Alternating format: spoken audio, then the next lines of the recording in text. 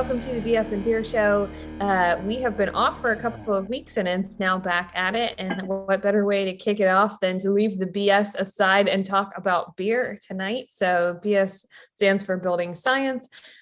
This is a grassroots effort we have bringing you the BS and Beer Show every week. So our panelists and our guests all volunteer their time. So we want to say thank you to all of them for volunteering their time to come on and talk building science and beer with us every week. We want to thank Fine Home Building and Green Building Advisor for being our media partner and making sure that this happens and gets up on our YouTube channel afterwards so that everybody can enjoy the content as we do it live. Introduce yourself in the chat box so we know that you're here because otherwise nobody else can see it. So make sure you click all panelists and all attendees and introduce yourself and what you're drinking. I'm Emily Mottram. Tonight I am drinking water because I am in my office in Cumberland. I've got an hour and a half drive home tonight. So there's no beer for me tonight. So I'm just going to enjoy talking about beer. So Travis, off to you for announcements. Yeah, so I'm Travis Brungard. I'm in Prairie Village, Kansas. I am drinking water also because I have been under the weather, but I am A-okay and excited about the wonderful beers that we're going to discuss tonight as well. So yeah, find the chat box icon at the bottom of your screen so you can make that work. Be sure you to click all panelists and attendees. Fine Home Building sends out Zoom reminders each week. If you want to receive those as well as other information, join our mailing list at bsandbeershow.com or check out the weekly post to Green Building Advisor that goes up on Sunday mornings.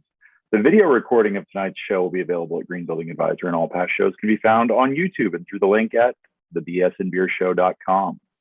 An audio-only version of the BS and Beer Show, which, why would you want to miss this? I don't get it. But there is an audio-only version of the show available on Spotify and Apple Podcasts. We do have a few special announcements. An event near and dear to my heart, the Midwest Building Science Symposium, is coming up. The second annual, in fact. It's coming September 28th and 29th at Boulevard Brewery in Kansas City. This year features presentations from our own Ben Bogey, past show guests Mike Gerton, Pete Yost, Randy Williams, Steve Basic, and Jake Bruton. The event is free to attend, but you got to register in advance. You can do that at a link that'll show up in the chat there, but it's midwestbss.com. Somebody told me they were having trouble with that. You can go through our nonprofit website, which is bsandbeerkc.org. And right after the symposium, we have a Keep Craft Alive meetup. So everyone here probably knows about Fine Home Building's outreach for education, and that's the Keep Craft Alive effort. We've got a meetup immediately following the symposium, which is at noon on day 2, the 29th, noon on the 29th. Same venue, everything the same, just one event ends and the other one starts. So the people don't have to move, but we're going to have guys like Bill Robinson there talking about how to be active with Skills USA and just a bunch of good things that we can talk more about later. Of course, Fine Home Building is going to record a live podcast with Patrick McComb and Rob Wadsack. So any questions about that? It's probably worth noting that since Dan is here, Rockwool is sponsoring that Keep Craft Alive meetup as well as the symposium. And we do appreciate that support, Dan. Okay, so that's all the announcements. We've got links for the chat box. And now it's time to kick it over to Mike for the introduction. Thank you, Travis. It's good to be here. I'm Mike Maines. I'm a residential designer in Maine. I haven't decided yet what I'm drinking tonight, but it'll be one of my two favorite Maine beers, Foundation Brewing Epiphany or Afterglow. And let's see. First is our surprise guest, Hans Bro. Hans is an architect in Portland, Maine, a Passive consultant, sustainability consultant, licensed drone pilot, avid cyclist, hiker, kayaker. Emily and I are both collaborating with Hans on projects right now. And Hans helped me yesterday do the tour of Christie's brewery. So Hans, anything important that I missed, and what are you drinking tonight? This is the most important thing. See if you can get that. Yeah. Perfect. Afterglow for Foundation. Nice. Perfect. Next up is Dan Edelman, is the National Business Development Manager for Rockwool. Some of you may still be calling it Roxol. I know everybody I work with still calls it Roxol, but it's Rockwool, offering product support and solutions to common issues with the building envelope, working with residential builders and architects. Before joining Rockwool, Dan was a commercial project manager And most importantly, Dan is an award-winning home brewer and enjoys drinking a pint or two with friends. Dan, what did I miss? And what are you drinking tonight? I assume a homebrew. Of course, yes, of course, a homebrew. I'm drinking my Chinook IPA. It's a smash, so it's a single hop, single malt. Ended up using Chinook hops, and the beer name is Chinook Me All Night Long. Nice, excellent. Christie Mahaffey, PhD, is co-founder and director of quality control for Foundation Brewing Company in Portland, Maine. Christie has a unique background in material science, mechanical engineering, and biology. She enjoys diving into data analysis in pursuit of process improvement and measuring and tracking things like can seams, dissolved oxygen, and yeast colonies to ensure excellence and consistency in their beer. Christie's newest hobby is learning about building science and how it intersects with climate solutions. A quick story, I first met Christie when she was trying to figure out what was going on with her failing foundation. She had a really nice site that was all clay. So I proceeded to tell her everything I knew about clay soil. And as you might know, when I start talking about BS, I can go on. And then I asked her what her background was, and she told me that her PhD thesis was on clay soils. So that was maybe the world's biggest example of mansplaining. I like to tell that story. And then I also just realized it's kind of ironic that we met regarding your foundation and your Foundation Brewing. So that's another funny little thing. Christie, what are you drinking tonight? And did I miss anything important? You didn't miss anything. And I love how we met, Mike. It was a good time. I am drinking, we just packaged this today. Afternoon getaway. I was planning on Riverton, my favorite, but I'm drinking this specifically for Hans because there's a drone on the picture. Thank you. Yeah. Excellent. So tonight's topic is brewery tours. We're going to start with Dan. We'll share a slideshow of his relatively advanced homebrew setup. I'm a former home brewer. I still have the equipment. So this is something I'm interested in seeing. Dan's at a level above what I'm doing. So we'll have Dan share his setup, and then we'll maybe chat for a bit if anybody has questions, and then we'll share the tour of Christie's brewery. So can somebody give Dan the ability to share? All right. Dan's a gifted sharer. I am. Yeah. And I am no longer brewing in my bathtub like a lot of people think that home brewers do. We never do that. So you guys should all be able to see my screen right now. Got it. So yes. I actually took it way back to the basics. So, I actually started with the main ingredient in beer, which is water. We all have, I think beer is 97, 98% water. So you want to make sure that you're having clean water. You're having good filtered water, especially. I personally don't do the RO water and then build it back up. Mineral content is good for the yeast for many other reasons, but it all starts with, it's very similar to building science where you need the best materials to really make the best assemblies. So one of my first things is the water treatment. One thing in the picture that you will notice is the water softener. My brewing water is not soft water, though. I actually teed it off before it went into the water softener. So I actually have a sediment filter. I have a carbon filter. And then I have these filters right here. I honestly don't know what they are, but this Healthy Exposure actually supplied them, said it's great for drinking water, keeping with the hard water. I test the water. I do pH testing and everything else because, you want to make sure that you're monitoring the water just the way it should be. And it also depends on the beer style that you're making. So if you're brewing like a stout, I'll add a little calcium carbonate, which is gypsum. I'm sorry, that's not gypsum. Gypsum is gypsum. If I'm brewing an IPA, I'll use calcium chloride, another salt. It's a brewing salt. And also I'll use some gypsum as well. But again, I test the water and everything. Then the other ingredients, and actually I grow my own hops. I actually don't use my own hops typically, just because I typically use pellets. So there's factories that not factories, but there's hop growers out there that are producing way better pellets than I could possibly produce in my backyard in Pennsylvania. So these right here are Centennial hops in my backyard. And this is 2-row barley. So that's the other main ingredient. So it's just barley, wheat, malt, and then they actually process the malt as well. So my actual system, and this is probably very small compared to what Christie has, but I start, and actually I'll use my cursor here. So this left one, that's called the hot liquor tank. So it's a very fancy word for basically saying that it's a hot water tank. So I heat my water up. I actually have a hot water heater in my garage that gets my filtered water up to temperature. And when I want to turn that on, I do electric power first before I use the propane burner that I use. So it goes from here. I heat the water up typically to 12 to 14 degrees over whatever my mash temperature needs to be. So if, let's say, your mash temperature could be anywhere from 144 degrees up to about 156, 158 degrees, depending again on how much body you want in the beer.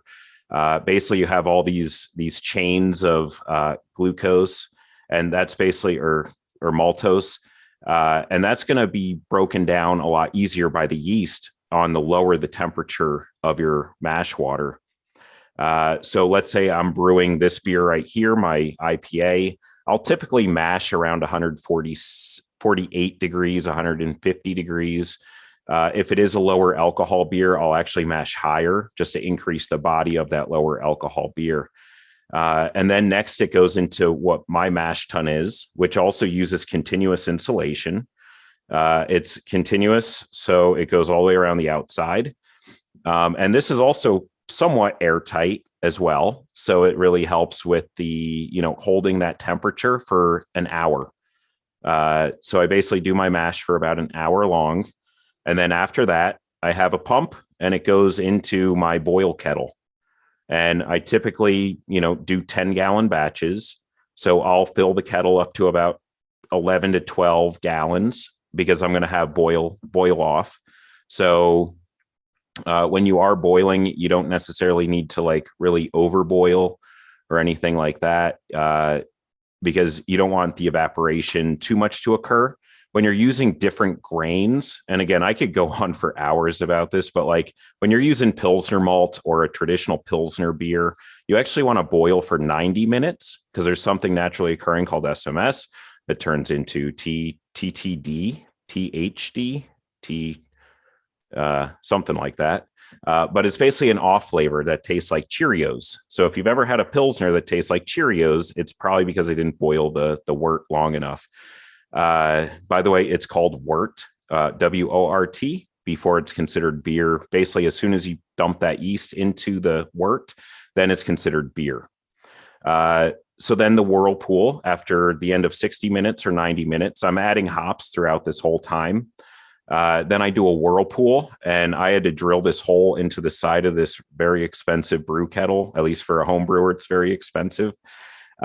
Drilled the hole, and then basically what it does, it recirculates the wort around, and I then add my final finishing hops. I actually add, for my IPAs, I typically throw in my finishing hops at 180 degrees as I'm chilling, and then 140 degrees. So I actually add them below boiling temperature to really just drive off the aromatics of that. And again, if I'm talking IPA, stouts, you're not going to really do any kind of finishing hops. Then chilling. So there's a couple different kinds of chillers out there. I personally, I've tried the Therminator or the plate chiller, but I've clogged them tenaciously. So they basically just clogged up with the hop pellets, and I couldn't really get it to work after that.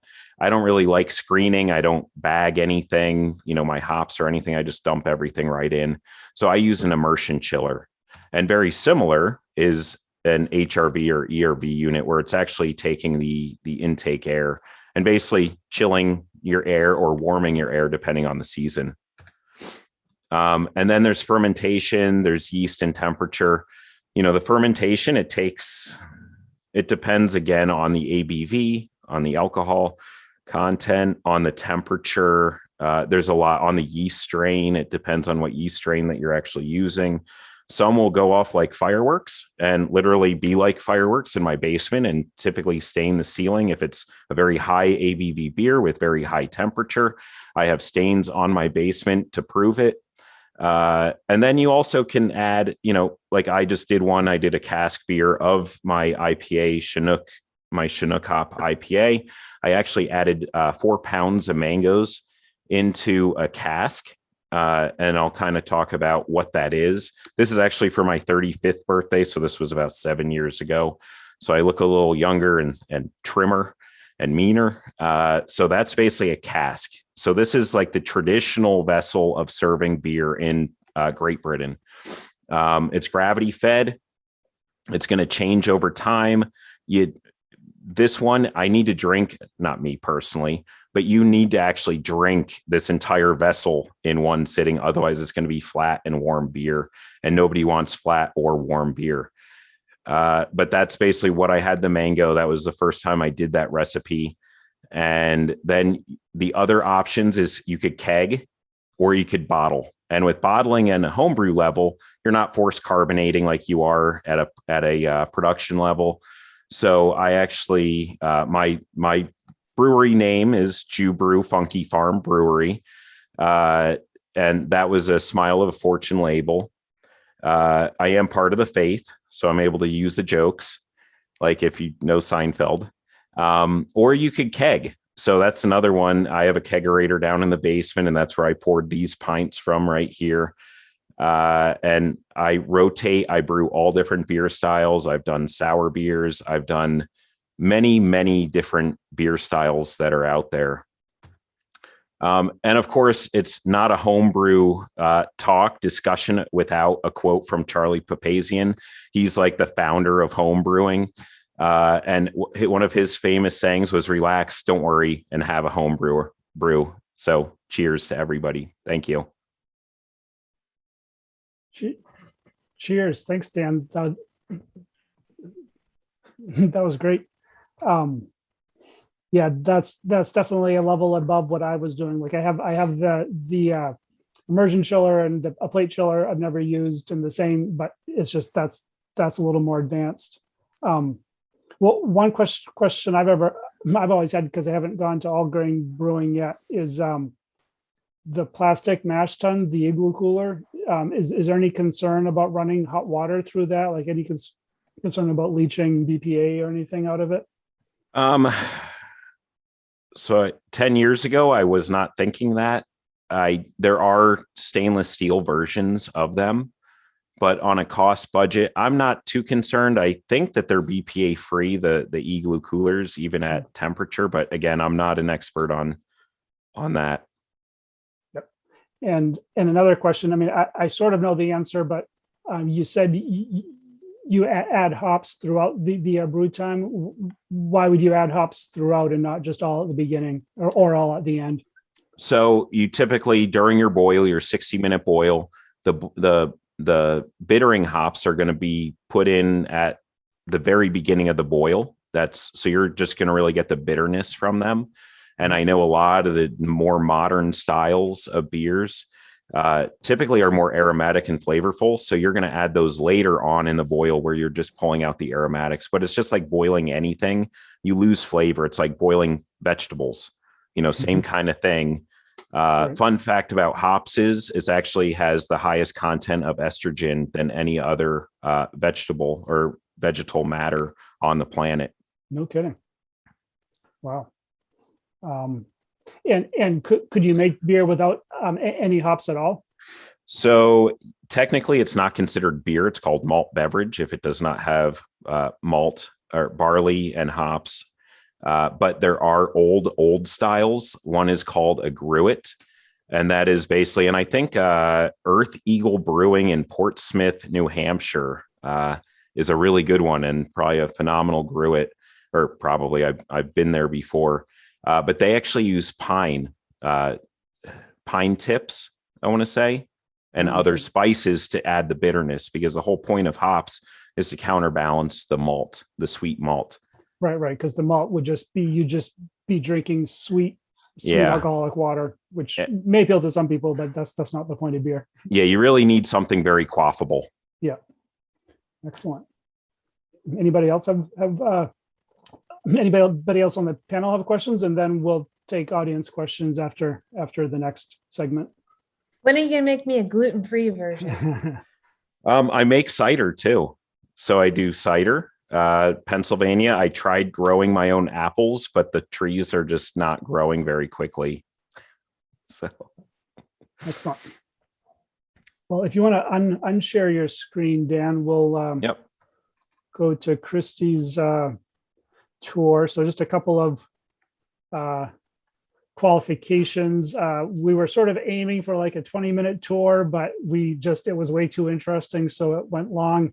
I edited it down. I learned how to edit videos today. And if I spent a couple more hours, I could probably have squeezed another 5 or 10 minutes out, but it's a little over 30 minutes. So I tried to cut out most of my talking because my voice, I either stutter or you can't hear my voice. Fortunately, Hans has a good, clear voice and Christie projects well. There's a lot of background noise because it's a brewery, so the sound quality is not great, but if most of it I think is listenable, and I think the photos are good.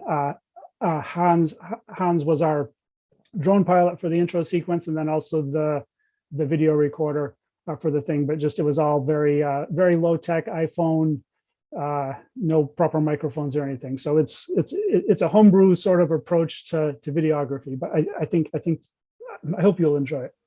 Let me see. I'll just say that it's pretty funny that you say iPhone is low tech. But anyway.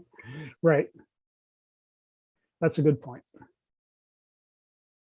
Can you guys see the screen? I hope. Yeah. I see it, but it's very small. Yes. Yeah, so, it's very small. So the beginning is small, and it's just the drone intro. I had trouble formatting the drone part, but it's very quick, and then it should go full screen. So here we go. Cool.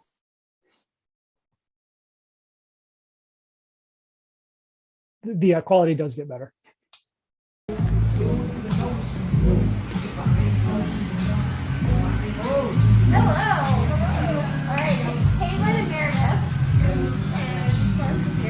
Yeah. What are we feeling? What types of beer do you like?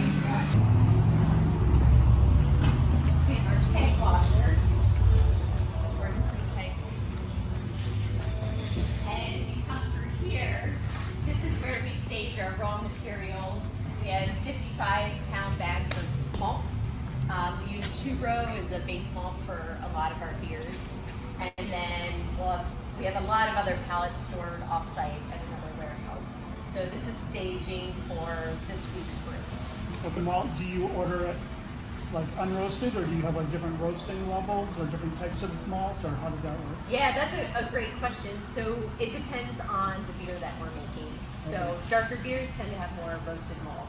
That color is tied into the roasting process. Yeah. And 2-rows pretty basic. It works as a base malt. And what's the difference between malt and grain? Very good question. So you start out with grain. Grain you harvest from the plant, and malting is a process where you're actually activating the enzymes in the grain to start converting starches to sugars. So depending on how you malt, you'll get different levels of sugars and caramelization depending on your temperature and time in the malting process.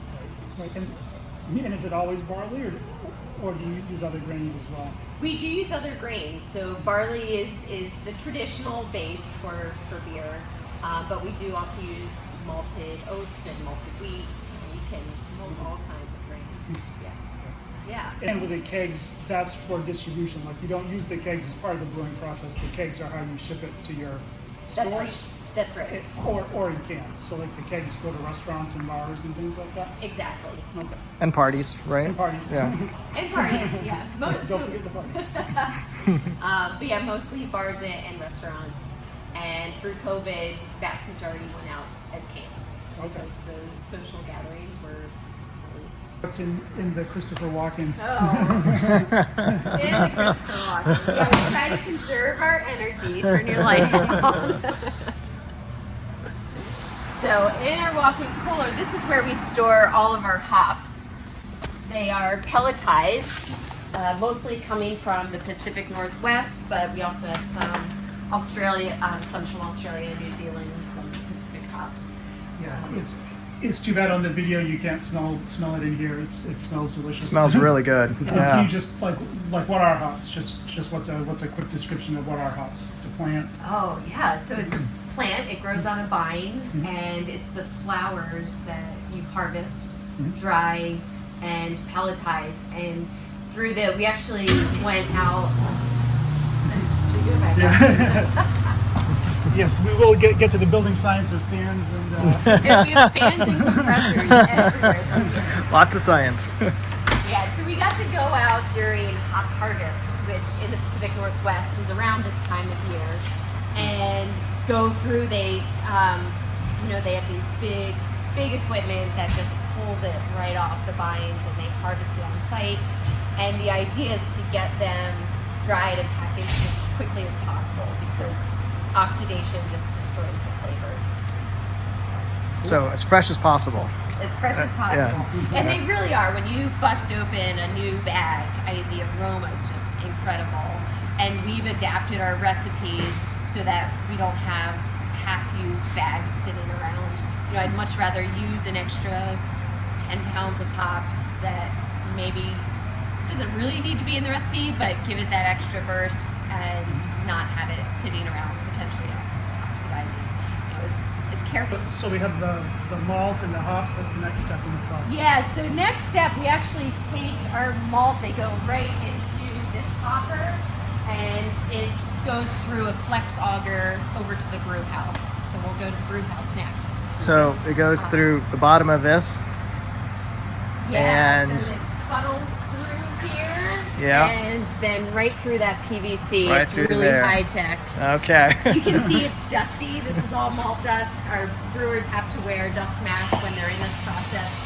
And that's why we actually have it isolated from the rest of the Lots of brewery. particulates in the air. Yeah. Larger breweries will have completely isolated rooms that actually need an additional level of fire safety because of all the dust. Oh, it's explosive dust. Yeah. Yeah.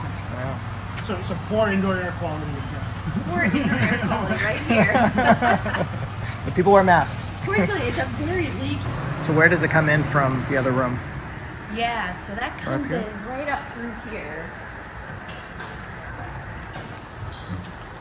Right here, and you want to get a shot of that later. So through this funnel, the malt will actually come in, and the water is spraying onto the malt at the same time. So you're creating this type of oatmeal that comes into our mash tun. Yep. So it drops through, you've got your wet malt. So this is called a mash tun. Yes. There it is. There you go. So you can see there's There's a some false bottom that will hold on to the malt. And what we're doing in the mash tun, hitting it with water of a very specific temperature, is that we're extracting the starches and So it's sugars. hot water, right? It is hot water, Yeah. and there's some very specific steps for what temperature you want. Different enzymes in the malts will activate at different temperatures, and those enzymes will cleave at the starch to form different lengths of And sugars. will different recipes warrant different temperatures, or Yes. so different Yeah. varieties will have a different. At this point, this is where things start to change. Yeah, Right. exactly. And beer starts to take shape and develop its own character. Yep. All right, so here we've got a big vat of sugar water. You have your sugar water, that's your wort, and then you pump it into the brew kettle. In the brew kettle is where we add our salts, our hops, any other adjuncts that we want on the hot side that will basically get a sterilization step through the bowl. And so adjuncts is also what brings a lot of flavor and variety to the beer. So what sort of things? Maybe all sorts of things, right? It can be all sorts of things. So there's a real interesting game about when you add your ingredients. So let's say if you wanted to add vanilla to a stout.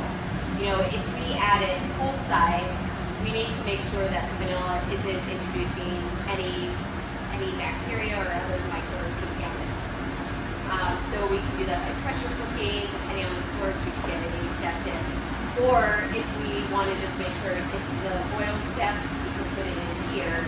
There's a trade-off with flavor. Imagine if you have a fresh tomato versus a cooked tomato. They're very different flavor profiles. So the tomato sauce is great. It tastes very different from your tomato. Yeah. So depending on the recipe, we'll make decisions about adding things in the boil or making sure there's a kill step and then adding it.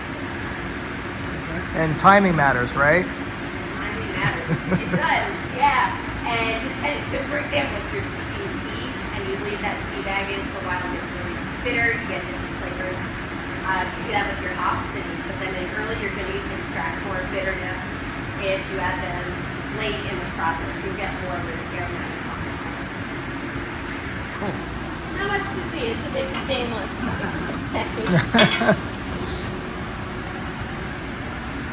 And then how long is it in here for? It is.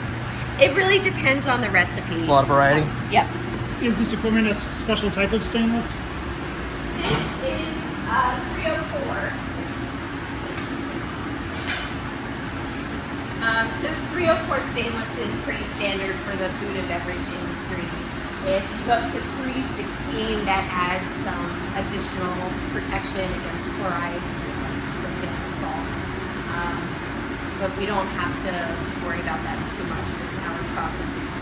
We also get a built-in passivation step, which protects the stainless. So some breweries will do a repassivation of the entire tank a couple times a year. And I'm trying to remember it's basically forming a protective layer on your stainless. What we do in our cleaning process, we actually clean with acid and then an alkali that's not caustic, but it's an oxidizer, and that reforms effectively a passivation type step with every cycle of cleaning. So, yeah. It looks like this is a radiator of some sort. Is that the next step? Or? Yeah, this is our next step. So this is our heat exchanger. For home brewing, you'll often see a long copper coil. In this case, we have plates that we run through. This is a really cool setup for some energy savings where it's part of a loop on our hot liquor tank. So we'll deplete the hot liquor tank, filling into the mash tun using hot water, and then we'll recapture some of that heat and send it back into the hot liquor tank as we're cooling the wort to be cool enough to then introduce yeast. And it needs to be cooled fairly quickly, right? That's why you have the heat exchanger? Exactly. Right. Yeah. I mean, just from the sheer volume of it would take a lot to cool it. At this point, you have boiled, sterile wort. You don't want anything else to get into it before you introduce your yeast. Yep. So like in houses, this is the core of a heat exchanger. These plates, so we'll dismantle this periodically to make sure they get a full, just a full breakdown and cleaning. In between those, kind of deep dive, really deep cleans, we will actually take samples off of the wort. You can see right here. We'll do sterile samples in little whirl pack bags and just see if anything grows. And most of the time, nothing grows. So we got from the heat exchanger. If anything starts to grow, it could be that we had some back pressure and yeast gets into it, or it means we need to make sure we're checking out our heat X of this. Right. So a big part of this process is to periodically or consistently do testing the different steps to make sure that you're getting results Yeah. that you intend along the way. Yeah. Because you're making a lot of stuff that you want to make sure is going properly, right? Yeah. Yeah. The really nice thing with beer is that it's hard to hurt anyone. But it could taste really bad. Flavor. We want to make sure that consistency and quality is always there. Right. So yeah, with every turn of the brew house, that's our first quality check is to make sure it's completely sterile. Yep. Yep. Testing. It's important to test. That's right. Yeah, so then this is the one time that a pump actually touches beer, is at the brew house. So we'll pump from the mash tun to the kettle, and we'll actually pump it, and we want the yeast to have some oxygen for the first part of fermentation. Once the yeast in a fermenter uses all of, metabolizes all of the oxygen, we don't want oxygen to ever touch the beer again. Right, So, because, yeah. or because oxygen degrades the beer or creates flavors. Exactly. Yeah. Yeah. Yeah, So, creates that. so the liquor goes to the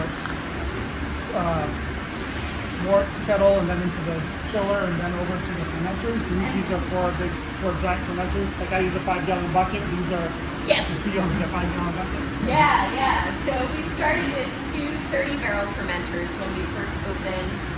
And our brew house is technically a 15-barrel brew house, so we do multiples of 15. Yeah, what's a barrel? Like a 55-gallon drum or? Yeah, 31 gallons. 31 for gallons a is a beer barrel, okay. barrel. Yeah. So 30-barrel tank is 900 gallons. So, Yeah. Yeah, you can see we've got some active fermentation here, kind of bubbling through. So this is, the yeast is doing its job and producing carbon dioxide. Carbon dioxide comes out. right, so that's yeast farts. Yes. And the yeast are eating the sugar and turning it into alcohol. That's right. Right. You get alcohol and carbon dioxide. And let's see, what else can I do? So once we're past early fermentation, we'll put on what's called a Spondy Valve, which is another cool place to do a little bit of efficiency in the brewery. So we actually want to reintroduce carbon dioxide so that you have carbonated beer at the end. What we used to do and what most folks our size do is to purchase carbon dioxide and carbonate the beer once it's further down in the process. What we have here with the Spondy Valve, it's basically a PRV, a pressure relief valve. Mm-hmm. All of our tanks have those just for safety at the top of the tank. This will set a little bit lower from the safety PRV to start to capture the carbon dioxide that's created by the yeast later in the process. If we did that through the whole process, we would get a lot of off flavors because the yeast farts don't taste good early on. Good to know. A little later than we can. So then our beer is already slightly pressurized when we want to push it over to a bright tank to finish. Right. And it's probably hard to see, but this has water or grain alcohol or something as a Yeah, it's actually so it's just like home brewers have just water. Yeah. Just water. Yep. Yes. Cool. All right. All right. And then what happens? So Yeah. then, at this point, we don't use pumps because we don't want to increase our possibility of contamination. And we also just want to be gentle with the beer. So minimize any accidental oxygen introduction. Right. Gentle with the beer. So what most folks do, what we've done historically is use carbon dioxide that we purchase and use pressure to push the beer from one location to the other. We've actually switched this spring to using a local nitrogen producer. The atmosphere is 80% nitrogen, so it's pretty easy to get, and as long as you get a very pure form of that nitrogen, you can use that to push the beer. We're not introducing oxygen, and we're not consuming carbon dioxide, which is more often than not a byproduct of fossil fuel industry production. Okay. And it's not a pump because a pump could agitate the beer or use oxygen or something. Yes. Yeah. So it's a pneumatic system basically. Exactly. Yeah. So we use pneumatics as much as possible, kind of downstream of the fermenters. The agitation will actually really affect your head retention. So when you pour your glass beer, the head just collapses. That could be from the agitation of a pump used upstream of your glass. And also it's just risk mitigation with any introduction of oxygen or contaminants that, you know, if you think of all the moving parts on the pump and the impellers, it's a lot easier to just do a pneumatic push. Right. And along with, so these Spondy valves give us a little extra pressure, so we also have more back pressure to work with to get that beer moving. Okay, what type of pressure are we talking about? Like inch pounds or inches of mercury? Or Like 15 psi. 15 psi. Okay, so not too much. That's pretty gentle. That's enough to push it where you need to go up. It probably doesn't push up too far, right? Like that's pushing it horizontal. Yeah, well, so it actually, we can follow the path of our process piping. So we have these hoses that will sanitize the whole loop and hook up, and then we can follow those through here and into our packaging bay. Okay, perfect. Let's go. So that's 4, 5, 6, 7.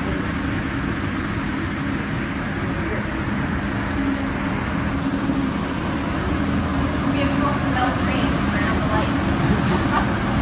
So this is our packaging bay, and you can see what are called bright tanks. Yeah. So this is where the beer will come through that process piping, hook up with localized hoses, and then we'll fill the tanks. Bright 1, that was our first bright tank when we opened, and then we brought in 2, 3, and 4, all pretty similar. Bright tank 3, that we call the Octagon, we actually got that from right across the street from Allegas. And you can see that the geometry is very different, and that geometry makes a huge difference on dialing in our packaging. So if you think of, a lot more head pressure with that smaller volume of beer. Is there a reason you can't fill cans directly from fermenters? Is this like a place where they sit or settle or Yeah, so part of that is just efficiency of turnover. The fermenters have that cone where once the yeast is done, it'll settle into that cone. We will either reuse it or dispose of it to garbage gardens, and it'll be composted. And then it comes into a bright tank where we'll top off any additional carbon dioxide that's needed in order to get the carbonation that we want for a particular beer. Okay, so it's carbonated in there, and you're not doing any carbonation like inside the cans. Right, yeah. So we don't have active secondary fermentation in our cans. So there's from there, and then this is your canning line, and somewhere you fill kegs as well. You fill kegs directly from those tanks? Yeah, we do. So we'll have a hose on a packaging day where we can fill the kegs. It fills this space. It's all temporary staging and then cleared out. These are cleaned kegs. I know because they're flipped upside down. And then for the canning, this equipment I think is really cool. So you've got your empty cans coming in. They do a flip and clean through that tank just to make sure there are no foreign objects in the can. And then they'll come through here. And these first 4 tubes are where we do a carbon dioxide purge. So the can will be filled with carbon dioxide, which is heavier than your ambient air. So we control that fill rate so that if you get a lot of eddies, it'll kind of spill out of the can. We just want to fill it up, and then they'll move over to the next set of 4 where it's filled with beer, and you want to get your flow rate and pressure and temperature just so that right after they're filled, they're going to foam a little bit, so you have positive pressure as they go through the litter. So it pops through here, lid will fall Okay, so, right on top. and the can itself is like a glass, like it's open at the top for now. Yeah. So you fill it when it will be open, and then add the actual cap at a certain stage. Yep. Okay. Yeah, so this span of time is the only time that the beer is open to the atmosphere. So we want that positive pressure of foam, you'll say. And how long is that time that it's actually open? Seconds. A few seconds. Yeah. In fact, we have a dissolved oxygen meter, and sometimes this won't catch, and you can manually put a lid on it, but we've tested it, and the dissolved oxygen shoots way up. So usually you just pull the can and dump it. So if there's a miss, we just don't use it. You pull it. Yeah. Okay. Yeah. All right, so what you just heard, this is good timing, is our exhaust system turning off. And this room actually fills a lot with carbon dioxide if we didn't have that exhaust fan going. So we installed that, and it runs periodically. It's a really leaky building from a building science perspective. That actually works to our advantage because we generate so much heat through the brewing process, and we also use heat for some of our cleaning processes. So heating really isn't a problem. It's more getting that air exchange, because this will fill the room with carbon dioxide. Yeah. Is there an oxygen sensor or a CO2 sensor, or is it just on a timer? So this is on a timer, and Okay. then we do manual checks of the carbon dioxide. Yeah. Right. And like in the building science world, like we're concerned about carbon dioxide more as like a comfort thing, like it can make you kind of sleepy, and we're more concerned about carbon monoxide, which can kill you. But the concentrations you have here of carbon dioxide are probably such that it could kill you if you get stuck here. Or? So if there were, it would be, the short answer is yes, but it would be hard to get it to that level. Okay. We're talking more than sleepy levels. Okay. So we're always within OSHA levels for this particular building and our processes. But that said, before we had this exhaust system, there were times that people could feel it, and you can't always identify exactly what it is. You sort of feel tired, sleepy, fatigued. Yeah. And I think it was someone you guys had on who was going through. It was some education work that I was doing for the brewery, and they were going through documenting OSHA standards versus what more recent science has actually taught us about decision making and CO2 levels. And even before you're feeling sleepy, it's impacting your response time and decision making. Yeah, and with all this equipment, you don't want delayed reactions. No. We want people, there's slippery floors, there are hoses, like you have to be aware of your surroundings and what's going on. Cans get a label somewhere? They do. So as we go through the process, there are 2 chucks here for the can seamer. They're aluminum cans, and once the lid's on, it does basically a double fold to get it sealed up. When a can fails, they're really strong in tensile, but it's the ends that are going to fail if it became overpressurized. But those 2 chucks will do that double fold, and they come through around this way. Back here.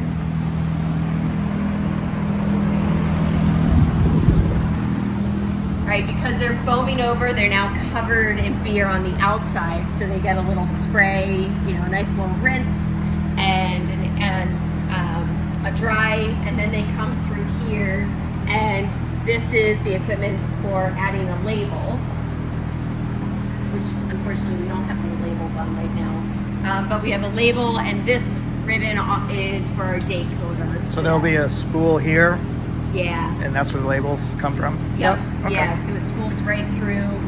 There's a little sensor trigger that you can see along the line there, so it knows when a can's ready.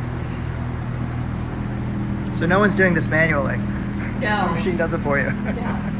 We never did labels manually. We used to do pack text manually, where we would, boom, boom, and it was just, you were waiting for Soft tissue injury. Yeah.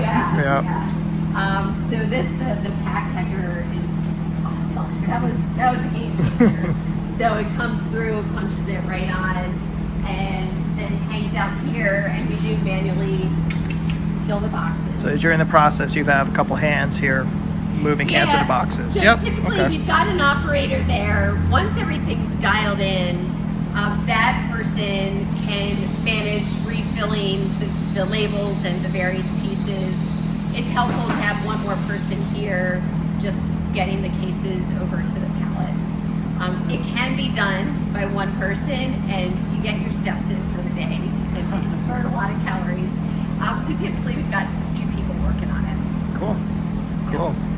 And so how often is this running? Is this process going? I mean, because brewing, starting from start to scratch, takes some time. And so you're not always finishing a beer and putting it in cans. How often does that happen? Right. Yeah. So it depends. Through the summer, we will package 4 days a week. And then we try to always have 1 day available for PM. And similar with the brew house, the real bottleneck is actually the fermenters. So if you want to start increasing production, the first question is how do we fill more tanks? And you can do that with later shifts. We're at a pretty good sweet spot right now where we don't have tanks sitting empty for very long. You know, just enough time built in for any maintenance or extra cleaning. And then similar, so the brew house, we can fill the 60 barrel tanks with 3 turns of the brew house, thanks to some learning and in-house finagling of basically getting 20 barrels out of our 15 barrel brew house. So we can fill a tank in 3 turns, which we can do in 1 day. It's more comfortable to do over 2 days. And then that, once you have those 2 or 3 turnovers of the brew house into 1 fermentation vessel, that batch of beer will move through the process and ultimately be packaged within 1 day. So this is our lab. I mentioned we do the wort stability sample to make sure that we had sterile wort to begin with. And then this is our incubator. Depending on the batch of beer, we'll have anywhere from 3 to 5 additional touch points to just do micro checks. We use a few different kinds of media. And then we'll also incubate full cans of beer to make sure if there's anything in there that we didn't want to be in there, it could grow and take off with a cozy environment, and we would know if there's a problem before it's sent out. Yep. And so you're using instruments for testing or taste testing? Or? Yeah, a little bit of everything. Yeah. So as the beer's fermenting, we do a test called a BDK, and it's basically looking for the precursors to diacetyl production. Diacetyl will make your beer taste like buttered popcorn. Some people get a really sweet, slick kind of flavor. This sensory science is fascinating and just a whole thing in itself. But it's a natural part of fermentation to go through that, and you need to make sure that you're on the other side of it, even if you're no longer seeing a change in the specific gravity of your beer, which is an indicator of how much sugar has been converted to alcohol. So we measure the pH, the specific gravity, every day of fermentation, and then we also do that sensory test to verify that fermentation truly is complete and where we want it from a sensory perspective. And then we also maintain a beer library where we'll keep samples for up to a year, and we'll test those samples along the way to make sure, again, that gravity isn't changing and we're not getting additional carbon dioxide production, and basically that the can is stable and safe for the consumer. Right, so like when you get the occasional beer and you open it and it explodes, like you shook it up, but you didn't shake it up, that's because the yeast has continued to eat sugar and convert it into carbon dioxide. Exactly. Yeah. Which in home brewing is often how you carbonate, but right. At this level you're dialing it in a little bit more. Yeah. Over in the other room, I'll show you the last one. This is another room that smells really good. It's my favorite part of the room for the smell. This place goes on and on. It does. And it's our one climate controlled room. Oh, nice. Oh, this is where the good looking stuff This is. where we keep the barrels. And it's quite honestly, this is the fun room. This is where we get to do some neat experiments with barrels and aging. But if you think about the volume in these barrels compared to a fermentation vessel, it's so little. It's such a small ratio of what we're doing. So tell us about the barrels. Are they bought new, or are they recycled from distilleries, or? Yeah, they're recycled from distilleries. Most of these are bourbon barrels because by definition, bourbon needs to be in a virgin barrel. And then once it's been used, it's done, and they try to find other uses for it. You can really smell it, like the bourbon. Yeah. Well, isn't bourbon and other whiskey, isn't that basically distilled beer? Like you make a beer and then you distill it, and that's bourbon? Yeah, it is. And their brewing process is, they get away with so much because you can then just distill off any malt flavors that you don't want. Right. So these are like special batches you do, or like what do you do with this beer? Is this? They are. So we will do some whiskey barrel aged stouts. We have a series called BA Forge, so barrel aged Forge. Forge is our stout, and we did a BA Forge Scotch, a BA Forge Rye, Forge Rye, and obviously bourbon. So we've done various flavors with that, and then we also have some wild fermentation where we introduce lactobacillus species, other bacteria species, different wild yeast species that can just take a year or multiple years to keep chewing away at complex sugars that nothing's going to happen to or happen with in your regular can of beer. But if you leave it in a barrel with certain types of microbes, they'll keep nibbling away and produce sour flavors and a whole variety of different types of flavors. Right. Yeah. So that's like the Trappist monk beer is fermented with wild yeast, and you get a sort of vinegar aspect, but not necessarily in a bad way. But I know some people, like Travis, doesn't like sour beer, so he would not like this. That's fair. That's fair. So, yeah, I love sour beer. I enjoy a good sour beer. I do. I prefer more lactic acid than acetic.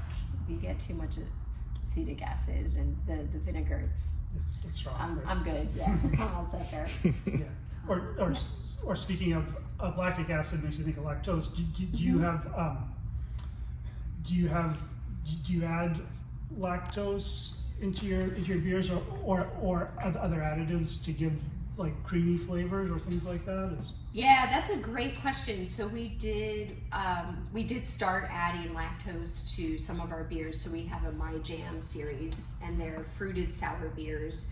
They're soured in the kettle, so it's not wild fermentation, but kettle soured, and then lactose actually is, the yeast can't break it down, so lactose will remain lactose in your beer. Okay. And it offers a stable sweetness. Okay. So some of our beers do have lactose, and we made a decision early on to make sure it's always clearly labeled, because it's important. Yeah. Along those lines, do you make any gluten-free beers? Is that really hard on this scale? Or? Yeah, we don't. It is a challenge on this scale. There's certainly folks who are experimenting with it, and you get into a lot of interesting questions about true like celiac versus a gluten intolerance. Right. We could definitely produce something that would be fine for someone who's gluten intolerant or choosing not to have gluten for any variety of reason. But as soon as you get into a true safety response, we don't have the capacity to make sure that it's truly safe for an individual like that.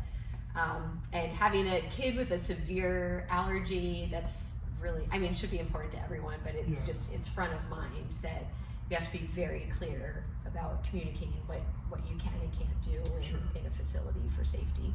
No, that makes sense. Yeah. Excellent. No, this is a very, very comfortable room. I could hang out here for a while. It is. Maybe sample a few of your barrels. Yep. Yeah. All right. Is the sound That was working? great. Yeah.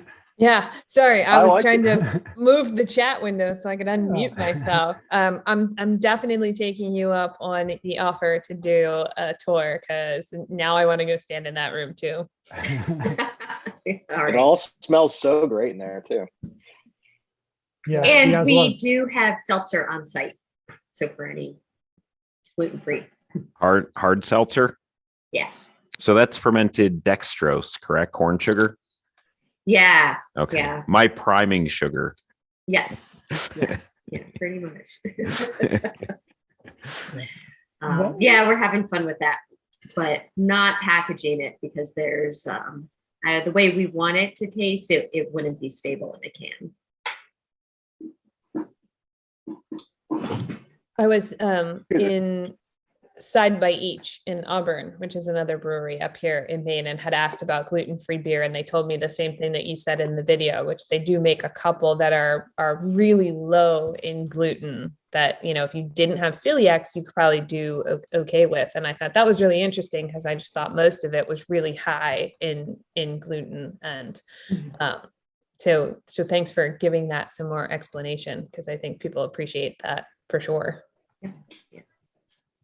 Yeah, and I asked a question in the chat. Is there? I remember hearing that there's a yeast strain that will actually remove or reduce gluten from the barley. I think Stone makes one. Stone Deciduous IPA. They use that yeast strain, and it's below the threshold, not for celiacs, but for gluten-free.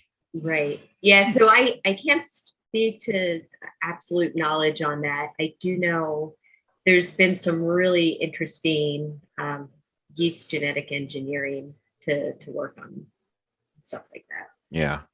Which I'm not sure why I'm talking about gluten-free beer when I'm drinking my now nitrogenated oatmeal stout, which has lots of gluten in it. Yeah. Yeah. You're having Emily's share. I see. Maybe that's why I don't particularly like stout because they're so heavy in gluten. Actually, Dan and Christie were having a great conversation in the chat, and so just to recap that on the screen, so people who are watching this afterwards can't get the access to the chat box. One of the first questions, Dan, you asked is, have you guys thought about wet milling the grain? And Christie, you gave a whole explanation and went into grain bins and, you know, so future expansion. If you want to talk about that for a minute. Sure. Yeah. So the malt that we get now comes in these 55-pound sacks. And the next step up is you can actually get what's called a super sack. And there's some breweries working together. Largely, I've got to give Allagash credit for spearheading a recycling program to gather these, you know, plastic-based sacks. But that's getting off track. So in terms of milling, our supplier mills it the same day and bags it and then ships out, and we get it within 24 hours. So we do that for now rather than dealing with some of the challenges that comes with milling on your own. That said, like any home improvement project, there's a list, and there's some great efficiencies that you can get out of having a silo on site, and that's on our short-term wish list. So then you get a big fill up. It's more efficient. You're not dealing with all the waste of the packaging materials, and then typically you would then mill it on site. And the reason why I asked is, you know, I know the dust is always an issue, but wearing a simple mask, and again, I think Mike alluded to that earlier about how we're all wearing masks now. So just wearing a mask is adequate for, sorry, Travis, I just keep I like to use your words. But, you know, but I know with grain, it's very similar to like coffee. And I actually roast my own coffee at times too, it always stinks up the whole house. But, you know, and freshness is key with all of the ingredients going into beer. So that's why I also crush my own grain at the house, because I'll get a 55-pound sack And the way that I need to store that grain also is airtight, because you don't want any of that warm, moist air getting into your grain, because then you get stale grain. So, that's something obviously a brewery like you don't have to worry about, but I could have a 55-pound sack that in a airtight container in my basement, which humidity levels could increase like last night with the river that's running through my basement. The grain is off the ground, but it's in a plastic sealed container. But that's something that just I need to think about as a home brewer, because I use 55 pounds. At one time in my life, I would go through that in a couple of weeks when I was brewing for my local bike shop, and I had a beer on tap at all times. And the cyclists would come back after a bike ride and drink all the beer. But now I don't need to really worry about that, or because it's in an airtight container, but that 55-pound sack will last me 6 months, 8 months. So it's quite a long time. Yeah. Yeah. Whereas we'll have that sounds like a great bike shop. Oh, it was really cool. He's unfortunately no longer in business, but he had great bike rides, and it was a long story, but yeah, he's no longer in business. Yeah. Dan, I was curious if you or Christie talked a lot about all the testing and quality control checks along the way. Do you do, like, I assume you use a hydrometer or spectrometer at some point? Like, what do you do for quality control? So again, early on, hydrometer would be my go-to. Honestly, right now, I kind of know my system because I've been using the same system for 10 years. If I add 12 pounds of grain into a batch of beer that I'm mashing at 148 degrees, I'm going to get about a 6% ABV beer. But honestly, I think with anybody, with any food, anywhere in the world, the best test is smell and taste. And that's going to be the best test. And consistency is always one of the toughest things in a home brewery, keeping your process the same. And it's just like building materials is, you could get the best ingredients in the world, the best materials in the world, but if you're not assembling them properly, you're going to have, and sterilization is a big one. Sanitation is a big one for breweries or beer or any alcoholic beverage. And that's really where the process is key. So it's the builders that are out there that really make the big difference, making a quality home. Right, Travis? Well, I don't want to rehash something if you guys already handled it in the chat. I can't follow the chat tonight. I wanted to kind of talk about the sanitation process, because I'm always mystified when I see these beautiful brewery setups, and even the homebrew setup that you were showing, Dan, like the stainless is all sparkling. And it made me think about how much I hate paintwork, because it's very little painting. It's mostly prep. So you've got so many hours in brewing, and then is it 100% more hours in sterilization and prep and ingredients management and procurement? And like, how much time do you get to actually brew? And then of course there's a tiny percentage of that you get to do the really fun part, which is the drinking, right? Like, you're mostly sterilizing. I assume that's the majority of what you do, is polish the mash and ladder tons and clean. I need this information. How much time is prep and how much time is brewing? That's a fair question. Which scale do you want it first? Hours is the scale I'm familiar with. Oh, I mean, a home brew or Yeah. commercial brew. I think you could both answer. So I'd love to hear what Dan says. I can share when my partner and I started home brewing almost 20 years ago. He took off with it, and I said, this is a big pain in the butt and a complete mess. I have no interest. So on the homebrew scale, it was a lot. Now, at a commercial scale, we do what's a CIP, so a clean in place. And basically our production team, we've got one person pretty much full-time brewing. So he's on the brew deck, and that's cleaning too. But if you think 8 to 10 hours, the majority of that is actually producing wort.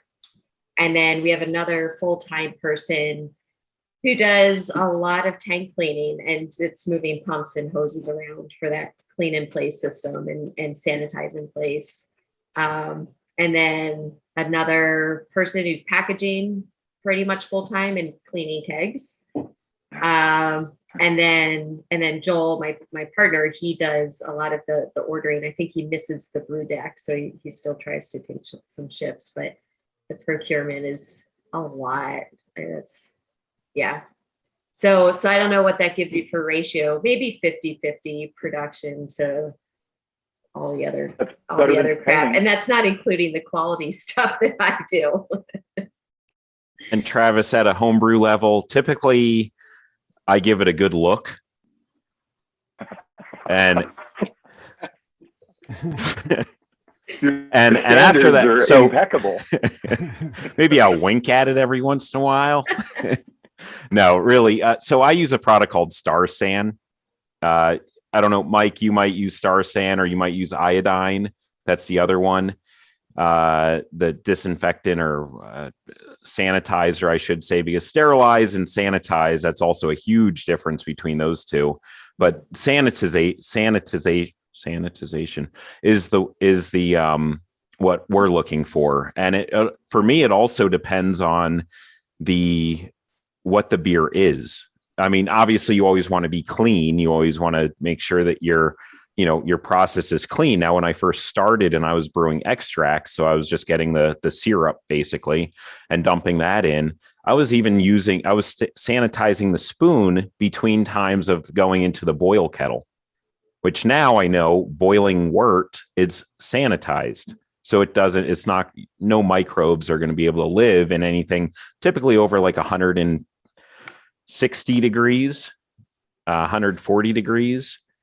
But if it's an IPA, I might have a keg that I rinse with water that I know is clean, but I didn't sanitize it necessarily, because that keg of IPA or the cask is going to go a week after I put it in there. So if there is something over, that's going to basically make the beer bad, or turn it into a sour beer, which is typically what happens. That's kind of what. So now, little history on sour beer. So Berliner Weiss was the first known sour beer that they had, typically below 3% ABV. But the whole reason for it was because the water was actually unsafe to drink. So they would put a little barley in it, wild ferment it, and it would actually be safe to drink, because anything over 2.5% ABV was actually like, there are no bad things that could get into it that would actually make you sick. That's why it's my jam, because I'm all about safety first. It's the way of the contractor. You gotta, safer than drinking water. That's what I'm saying. Yeah. I have other questions, but I don't want to dominate the chat. Go ahead, Mike. What do you got next? Or no, I mean, I talked plenty on the video, but I was just going to ask some like a combination of chat questions and my own questions is basically mostly for Christie. Just like, would it be possible to recover the heat in the room if the building was tighter, or just like what are some ways that you haven't accomplished yet that you might be able to get your energy profile down, your carbon footprint down a little bit? Yeah, for sure. So I have recapturing the heat of the building. That would be amazing. And you've seen that. So we lease our space. There's some challenges on what we can and can't do, and what we'll invest in or not invest in. So heat recovery from the brewing process would be amazing. And I don't think that's in this span of our operations. Sure. But that said, so we just this past year, COVID actually gave us some opportunity to take the time and really dig into some of the things that we've always said we wanted to do. One was transitioning from carbon dioxide to using nitrogen for all of our pneumatic work. So we really only use carbon dioxide, which I don't know if this comes up in building science, but for industrial CO2, a lot of it comes as a byproduct of the fossil fuel industry, and natural gas or fossil gas. And then it's, purified for food grade consumption. So we've been really excited to get ourselves off of that. And now we use nitrogen that is extracted from the air, which is 80% nitrogen. And it's also more local. So there's an operation down in Kittery, Maine, that does that. And they also sell a lot of gases to welding folks and some other industries like that. So that was cool to just stop dumping carbon dioxide into the air outside of what our yeast is doing. So in terms of future steps, we're looking at speccing out some carbon capture systems where you can actually capture the CO2 produced by the yeast, scrub it, and then use that for your final process carbonation. So that would be pretty cool. The other thing, I mentioned some limitations with our lease building, but we are working with solar production for, I want to use the word credit, but it's not a credit, where you're a supplier. So we're working with the solar supplier for our electric needs. A big hurdle for a commercial brewery is actually the heat behind the actual brewing process. So we use natural gas and a boiler. There are some electric systems, mostly for a pilot system, which is already smaller than, we have a relatively small brew house for a commercial brewery, and the electric systems tend to be even smaller. But there's increased demand for finding some alternatives on that. In that same line, how much water do you use, both to make beer and then the other 50% of cleaning all the things that you own? Yeah, So yeah, much water. that's an excellent question. We use a lot of water. I think the industry standard it's something like 10-1 for water used compared to beer produced. Our number is a little bit under that, but that's an ongoing challenge. Just because you use water for every cleaning and sanitizing step along the way. So something that we do have a little more control over, that we've worked on and have actually done some educational work for other local breweries in Maine, is we developed a system where when you're done with the kettle and you put your hops in, there's a lot of suspended solids in there. And for microbreweries, those often just go right down the drain. So we've worked with the Portland Water District, and actually I mentioned Allagash Brewing is a great neighbor. They collaborated with us as well to basically build a really low-tech solution where we recycle one of those super sacks and filter our discharge out of the kettle into that. And we had, I think it was like 2 order of magnitude reduction on total suspended solids going down the drain. And then for other, we compost hops and yeast that we don't need, and also work with local farmers and give them our spent grain, because there's still a lot of nutrition that animals can use. So it's an ongoing thing. None of these are perfect solutions, but a lot of local conversations to figure out how different industries can support each other. That's really cool. I know in the chat box, you said you were going to be working on some more details, like how many kilowatt hours per beer and all that stuff. So I can't wait for that data to come out, because we're all a big bunch of nerds on here. So we all know those things that you find out. So very, very cool.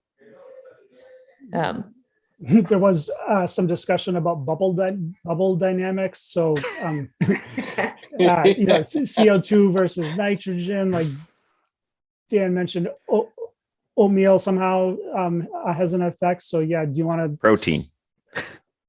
Okay, protein helps make or helps retain the head. Is that the idea? Yeah. So the way that I kind of interpreted, and by the way, if anybody is interested in learning a lot more about beer, the book that I read, if you want to do a beer club on or a book club on this one, it's called Beer by Garrett Oliver. And it's about, I don't know, about 1,800 pages long. And it basically is a dictionary for beer. And I've read the whole thing cover to cover. I also listen to a lot of podcasts along with E3 and other building science podcasts, but the Brewing Network is also something that I personally really enjoy. But if we talk about bubbles, now my homemade seltzer water that I have here, you can't really see the bubbles anymore, but you'll notice that it's very large bubbles because there's no protein. And there's also nothing to really hold it together. Infected beer or sour beers a lot of times will have very large bubbles, but they lose their cell structure very quickly because of the lower pH of the solution that they're sitting upon. Then you look at like nitrogen, and this I poured actually over an hour ago, and there's still somewhat of a head, but it's nitrogen, so they're actually very tight bubbles. And then CO2 is going to be a little bigger. And I've never tried to use argon or some of the other gases that we use in some of our other building materials in brewing beer. Yeah. Oh yeah. Krypton bubbles or yeah. Yeah, they're going to be pretty tricky to hang on to in beer. I think you want a charge on your bubble. Yeah. Yeah, I did. So I actually found an academic paper on the bubble dynamics. So I'll see if I can get that sent out to you guys who can share it with the group. It's fun, nerdy reading. A question was what I think I'm asking Emily's question, but I've already started, so I'll finish. What did you value, or Christie, what did you value engineer out of the brewery to make it work? Like what were some compromises you had to make? Like in construction, we're always like, there's what we want to do, or our clients want to do, and then we have to go through and say, okay, well, we just can't do that. Or actually, same for you, Dan, if you wanted, like, where would you like to be, or what is just too expensive, but would really be cool? Or in addition to that, one of the things, or one of the answers that Christie put in the chat box that I saw pop up was about your kegs and chasing down your own marked kegs versus like that just wastes a bunch of your time to do that, find lost ones, whatever. And so you have the other, that was really interesting. Yeah. That service was great. Well worth the cost. So actually one of them would be a centrifuge. So some folks will centrifuge their beer to drop the cell load. There's some trade-offs since the hazy IPAs are really popular. You can still get them with the centrifuge. You just need to dial it in really carefully so that you're extracting the larger yeast cells, but not messing too much with some of your other suspended solids that are holding onto your hop aromatics. So we had an opportunity to get a used centrifuge a few years back, and we're so close and really wanted to do it, and it just would not have been a responsible choice for the budget at the time. Yeah. A question for both of you, like when I homebrewed, I'd always buy my own, or I'd buy packaged yeast, but I always read about like you can get like a little stir plate and an Erlenmeyer flask and develop your own yeast. Do you guys develop your own yeast, or do you like salvage yeast off the old sediment? Or? So I think just for all beer brewing, no matter what scale you're at, you always want to develop your yeast. Yeast health is one of the, other than sanitizing all your brewing gear is definitely, a big step in the right direction. Using oxygen in your wort to give something to your yeast. But what I always say is, you get the smack packs as a home brewer, you smack them 3-4 hours before you actually get started. And making a starter is going to be that next step in brewing better beer, because I always say it's like, instead of having these, little docile, yeast, you're having these angry warrior yeasts going in because they're woken up, they're ready for attack, and they're going to go in there and they're going to produce the best beer you've ever had. So definitely a stir plate. Yeah. Stir plate, yeast. Never imagined we would end up talking about woke yeast on this show, but that's a really nice. Well, that's the thing I'm going to leave with today. Thanks, buddy. And just in terms of construction management, so there's a correlation between smacking and productivity. So and coffee consumption. Smack them, yeah. Okay, got it. Yeah. And words of encouragement, right? Words. Yeah. What do you do, Christie? Do you or basically do the same on a larger scale? Are there other ways to do it when you're at your scale? Yeah, we don't smack our yeast. We're gentle with it. No, we did. The snack packs are great for home brewing. We use you can use wet yeast and dry yeast, and we've actually experimented with both. Right now, we for the majority of our production, we use wet yeast where it arrives from the lab. So the lab is growing it up in those steps, and then you get what's called a pitch, and they guarantee you so many number of healthy yeast cells. You put that into your first batch, and then you can repitch that yeast from one batch to another, and use it for multiple generations. How many times do you guys normally reuse that? Because I found I've used yeast as a test up to 12 times, and I think it was like the 8th batch that was actually the best. Yeah. I mean, yeast evolves pretty quickly because they're reproducing so much. Because we want that consistency as part of our quality check. We won't go over 10, but typically we're looking at more like 5 to 8. Mm-hmm. And part of that will also depend on what kind of beer we do. So a kettle sour, the acidity of the starting wort is so low, the yeast will do their job, but it really punishes them, and we let them go out gracefully after that, and rather than trying to reuse it on another batch. Did you hear that, Travis? The sour beer kills it.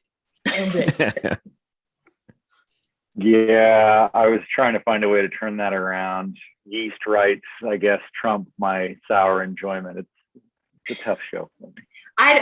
So here's a fun. We play with bacteria as well. So our kettle sours, we do grow an in-house lactobacillus culture, and that culture is really, really happy in that kettle overnight, and then we boil it and kill it. Yeah, see, I've gone down the sour road, and I've had I did my own goose. So I actually did like a 1 year, or 2 year, or 3 year lambic, and I put them all in barrels, oak barrels, blended them, did all that. And it was really good, but I did repitch on one of those yeast strains. And because of it wasn't Acetobacter, but it was the lactic acid, and it was almost that yeast strain, whichever one it was. And I actually sent it to a friend who owns a lab, and she counted 120 different yeast strains in that culture. Now, we drank a lot of good sour beers, and we dumped them right into the barrel. So from Cantillon to, many other good sour beer brewers around the world. I've been to Cantillon, and I walked through how they did it, and I was really grossed out.